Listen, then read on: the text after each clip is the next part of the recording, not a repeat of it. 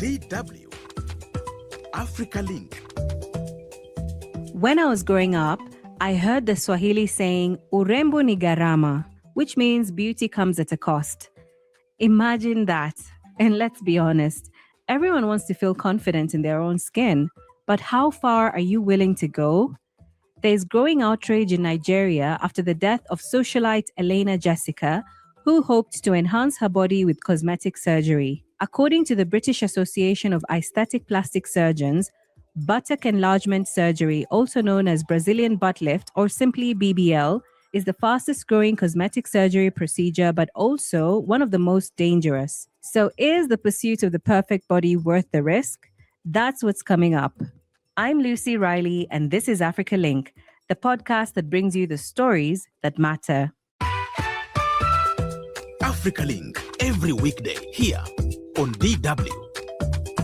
In early February, Elena Jessica reportedly underwent a BBL surgery at a clinic in Lagos. Within 2 days, she developed severe pain and swelling, and despite treatment, the family confirmed she later died from a life-threatening infection. Elena's story opened a wider window into Nigeria's field of cosmetic surgery, one that has quietly grown into a booming industry. But why do women go through extreme lengths? To help us understand this, we're joined by Dr. Rasheed Ayobami, a Nigerian plastic and reconstructive surgeon. Also with us is DW's Chinaza Samuel in Nigeria. Dr. Ayobami, we've seen a major rise in cosmetic procedures across Nigeria, from BBLs to liposuction to tummy tucks. So what's driving this surge and why now? It's a global trend. It has nothing to do with Nigeria. I am part of the ASPS, is the American Society for Plastic Surgery. Every year we basically evaluate what is trending, what the request is, for liposuction, BBL, breast surgery, Botox. There are increasing number of people who are engaging in it. I think part of those things that is helping is social media is helping. There are many more doctors online now on social media educating people on what this whole process is all about. Trust is also increasing every day. So people are trusting the system. That's okay. I trust this doctor. There's also more knowledge. The AI tools are also there too. We all know digitalization, what digitalization can do. So these are things that basically are the major drivers concerning this. And Dr. BBLs remain one of the most dangerous cosmetic procedures globally. This is data and research has revealed this. Can you explain why the risks are so high and what makes this surgery particularly life-threatening if anything goes wrong? BBL is still one of the most dangerous aesthetic plastic surgery, not necessarily the most dangerous procedures in the world. I think we should get that right. Aesthetic plastic surgery. In the past, it used to be around 1 in 3,000, but now you have it 1 in 15,000.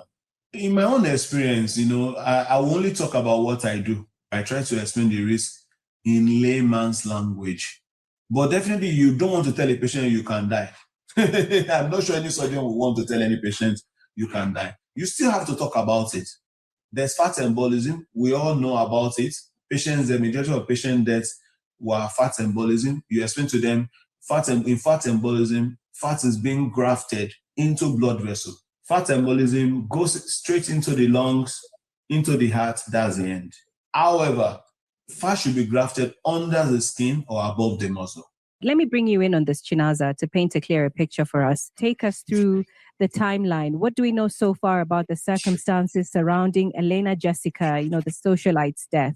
What the story is that a young Nigerian woman, Elena Jessica, she's often described as a socialite. Now, we know that she died after undergoing a Brazilian butt lift, better known as BBL. Now, according to her family, the surgery was done at a private aesthetic clinic in Lagos, but things went wrong. Now, reports say she developed complications either during the procedure or shortly after. It's not quite clear what really happened. But the thing is that her death did not stay private. It spread quickly online. And once it hit social media, it triggered a wave of reaction. People were talking about it. People were trying to, get the authorities to step in, demanding answers how she died. And actually, the authorities did step in. We know that the Lagos state government has opened an investigation through its health regulator. That's the agency responsible for checking whether clinics are properly licensed and are operating safely. And then what they are trying to figure out is pretty straightforward. Did the clinic follow rules? Were their medical staff qualified? And what exactly happened before, during, and after the surgery? Now, we know that officials also said that investigations are going on and they promise to be thorough and transparent. But then the case is bigger than one person. It's reopening a much wider conversation about the risk of cosmetic surgery, and really why more people are tuning to it and whether the system is doing enough to keep patients safe. That's what we know at the moment. What has the reaction been across Nigeria in terms of online as well as offline, since the news of her death broke out?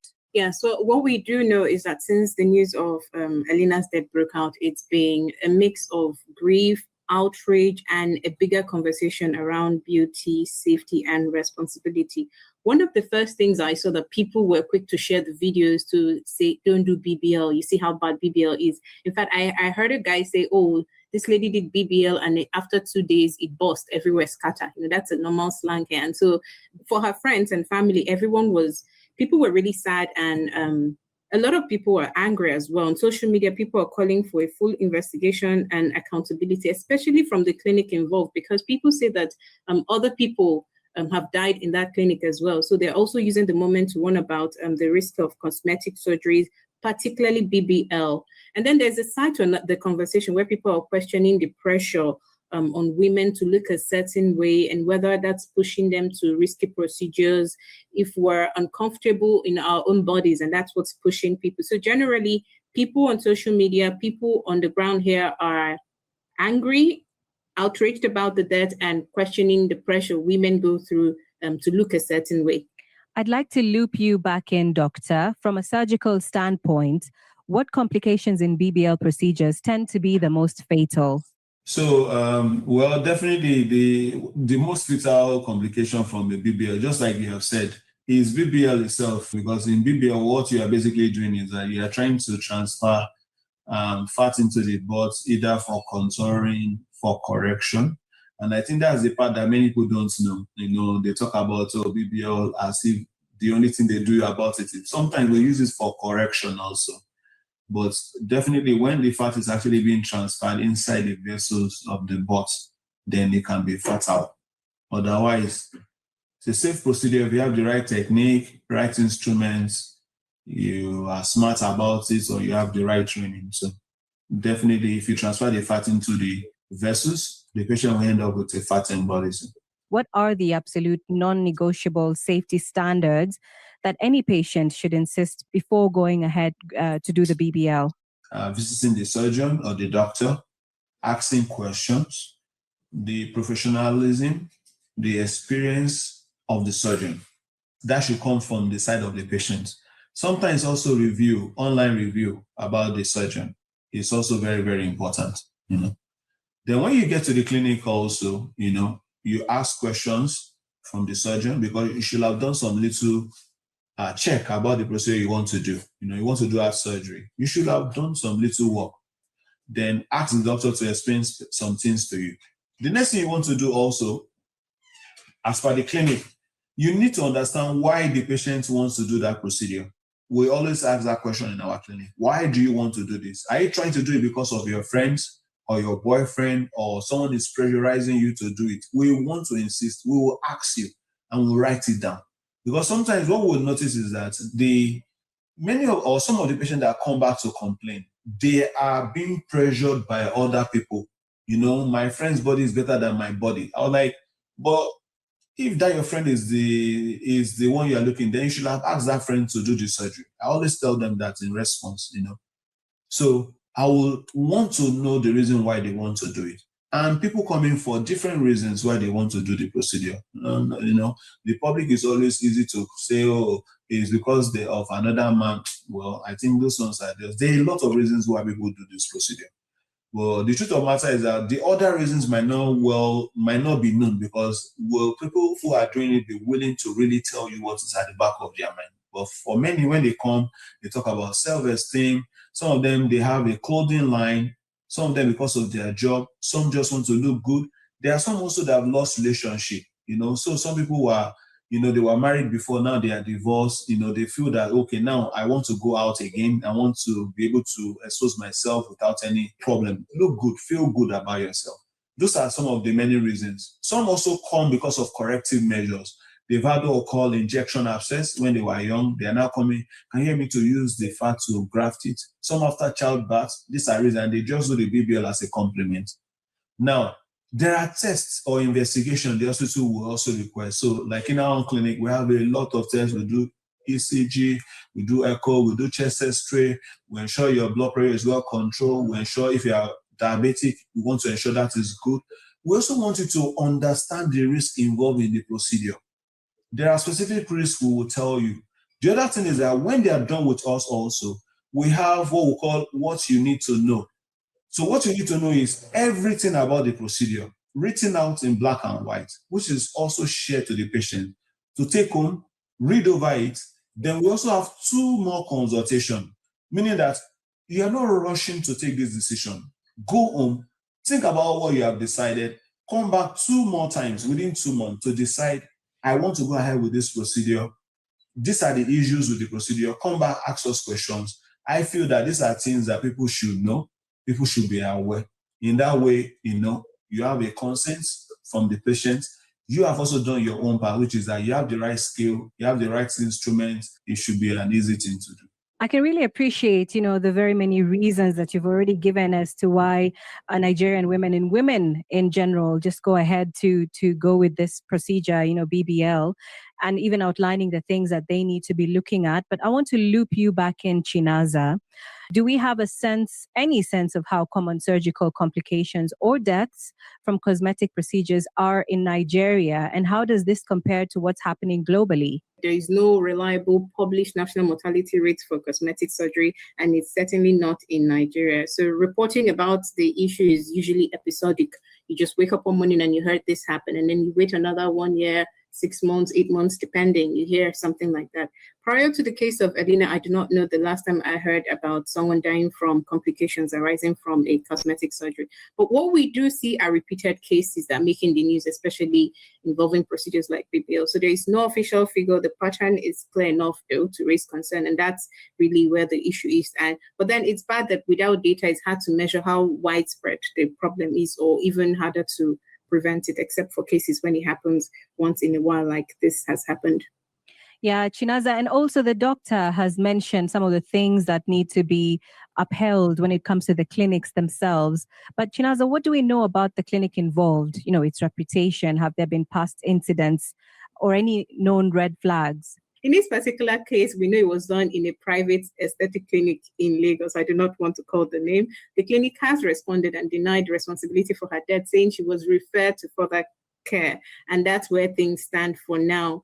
But then investigations are ongoing and authorities are still trying to establish what really happened. And I'm sure the picture will be more clear after that investigation. And we do hope they make it public because people really want to know. With even the investigations being ongoing, have they enforced any penalties in similar cases before? Or is this a recurring regulatory gap? Well, regulators have taken action in the past. There have been cases where facilities were investigated, sanctions, or even shut down over safety concern, but the system does respond sometimes when it gains a lot of attraction like this one is. But then the concern many people have is consistency. Are these actions enough to actually deter unsafe practices before incidents happen? That's where the question is. But yes, when cases like this do happen, like what we've seen in the past, authorities do take action. The facilities are investigated, sanctioned, and sometimes shut down over safety concerns. Let me also respond to Chinaza. There's a committee that was set up by the federal government to look at the aesthetic practice in Nigeria by Standard Organization of Nigeria, where we are trying to write guidelines on how people should practice. The Medical and Dental Council are the one responsible for practice of medicine in Nigeria. In terms of maybe where aesthetic surgery is done more, I would still think it's still a regional thing. It's more or less like a Lagos thing, not the whole Nigeria. Because if you look at all the patients there we are talking about, it's more around one single state, which is basically Lagos. So I think the regulators have taken the right step, like in this case, because of the social media pressure, they're taking necessary steps by investigating into it, because the person involved is a surgeon, is a plastic surgeon, is a known surgeon. and they will look at the processes involved. Okay, what really happened, So just the same way it's being done anywhere in the world, when there are issues like this, it's either you put up a policy that regulates everybody, which is sometimes very, very difficult. Doctor, there are growing calls for tighter regulations, even calls to ban BBLs outright. In your view, what's the most realistic solution? Are we looking at, for instance, stricter regulation, stronger enforcement, or simply just better public education? Banning it might not necessarily be the solution, because you basically open another avenue for the black market. Because if you realize that there is an high demand for something, it means that people really need it for whatever reason they want to, people want to look at, either acceptable by society, accepted by the culture or anything. It means that there's a demand. So what should we do? I think what we should do is to standardize the procedure, or we can insist that, okay, this is what you can do, this is what you cannot do. You can also insist that they should send reports, maybe a monthly report, if you are looking at a system. You can say, okay, you must update us on the amount of BBL you did, what are complications you experience. In that way, there's a data collection.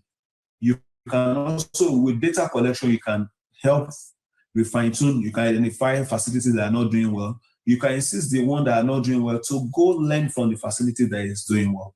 In that way, you'll be able to improve on the system and ensure that appropriate process is in place. Government also can come up with policy or guidelines on how things should be done for any patient that wants to do a BBL. These are the things that must be routinely done. Otherwise, you'll be found wanting. So if we put all those things in place, that will help guide everybody in ensuring the safety of the patient. So, and there might be, okay, you must have a facility close by you where you can take patient for emergency in case it happens. These are guidelines that can be clearly written and shared or discussed with the stakeholders that are involved, and people can follow it. In that way, you have things well guided and people can do things much better. Doctor, I just wonder if there are safer alternatives to BBLs that can help patients achieve similar aesthetic results without facing such, life-threatening risks. Well, definitely there are a lot of things being done. Some people talk about going to the gym, squatting. The only thing about those ones is that when you do all those things like squatting, the muscle that you are more or less like increasing, after when you stop, the muscle goes back to normal. There are other options like fillers to the butt, but these are one very expensive and highly skilled procedures too. Because I also noticed that even though this one is not on the media or social media, there are a lot of people getting what we call liquid BBL, or I don't know what they call it, and they are coming down with a lot of complication. I remember some years ago, I had a lot of ladies with butt infection I even had some recently from this liquid BBL. I don't know what they are using, so they visit some of these spas, somebody is injecting something to their butt, which is supposed to be a filler. There are known fillers that are developed, industrially developed, So those ones will probably mimic, that's what I'll call, because fillers eventually will disappear. But what makes BBL or liposuction and BBL a little different is that, you are taking fat from other area, which is basically a contouring process already. I want to believe in the example that you've just talked about, Doctor, with the ladies who had a liquid injected into their behinds. Perhaps they were already explained to. Do you believe there might be a gap between what's explained and what's actually understood by the patient? I feel that many of them understood clearly, because some of the clinic that they are having problem, they also have information about what the clinic is doing. They read about the clinic, but they still have to make that choice. Either to go to someone who is a little conservative or someone who is a little more aggressive or something. I don't know. That's the word that we use. So they know those data are there online, except maybe someone that cannot read and write. And I feel that many of them can read and write. They can also understand basic things, when it comes to aesthetic procedure, the risk involved. And I'm sure in the news also, this is not the first time we are hearing about patients death. So I feel that many of them understood clearly, and they deliberately pick who they want to pick as a surgeon to do their surgery. Very interesting views right there. Chinaza, one last angle from your reporting before we close. Is the cosmetic industry in Nigeria expanding faster than regulators can keep up with? I would say yes. The industry is definitely growing. Cosmetic surgery is clearly growing in Nigeria. You have more clinics coming up now, you have more visibility and definitely more demand. And I also blame social media. So yes, your question about whether regulation is keeping up is yet to be seen. You cannot take away social pressure when you talk about BBL. There's this certain type of body that's been popularized, especially on social media. And for some women, it feels like that's the standard.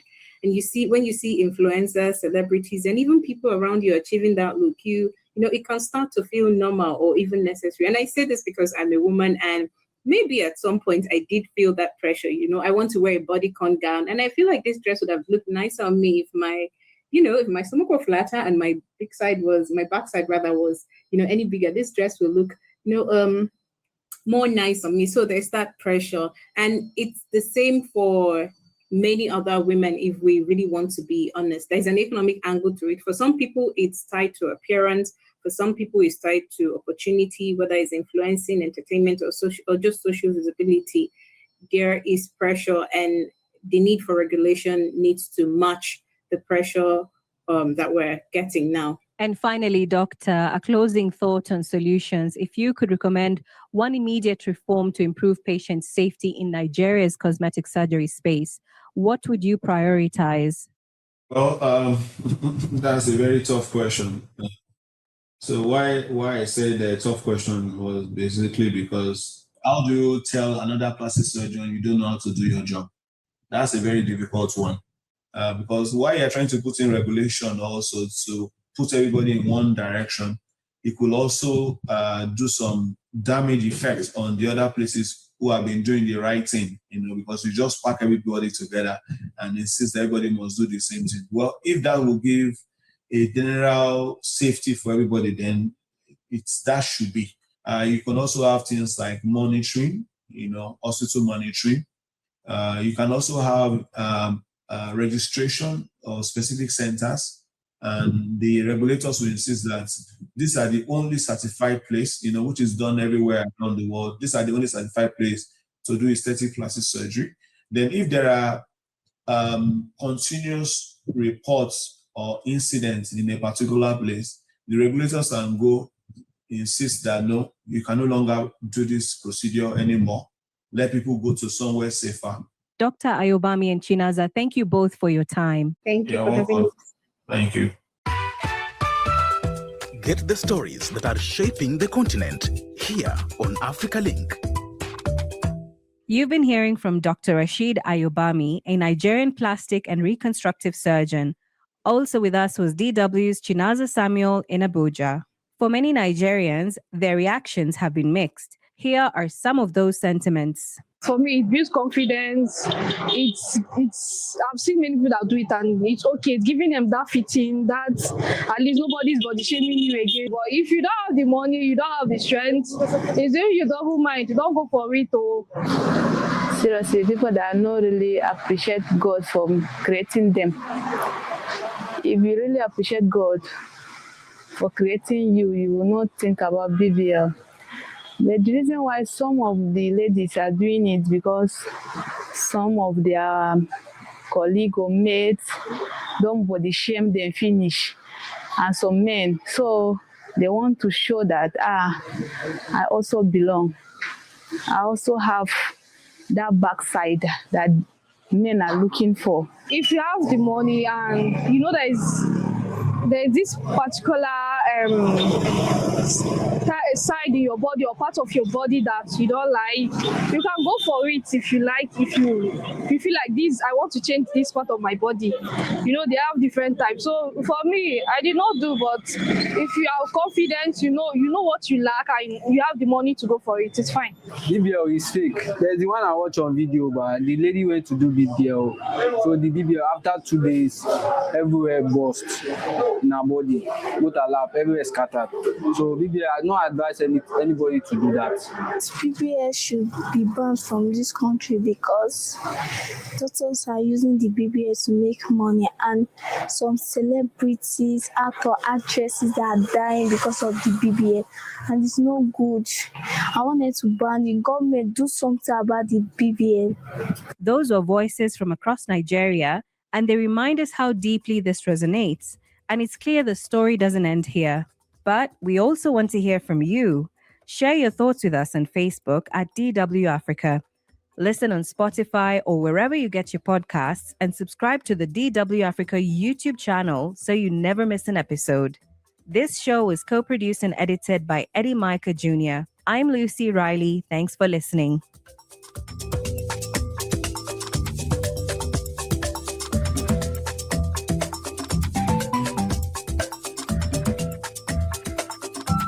DW. Made for mind.